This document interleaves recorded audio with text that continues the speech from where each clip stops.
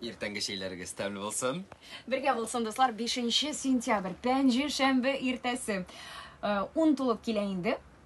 Без сезнең хат хәбәрләрегезне укырга әзер. Исәнмесез, Болгар радиосы исәнмез. Иртәнге шәйләр дип язучылар бар безгә, исемнәрен куймаганнар. Күтәренке кайфлар телиләр безгә, дуслар.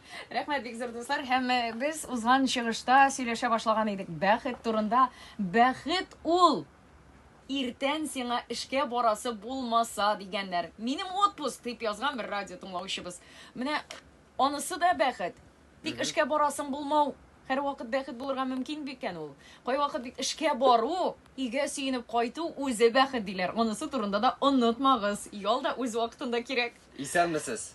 Балык тотып утырабыз. Болгар радиосын тыңлап. Әйтегез әле зинһар өчен. Миша, кая балык?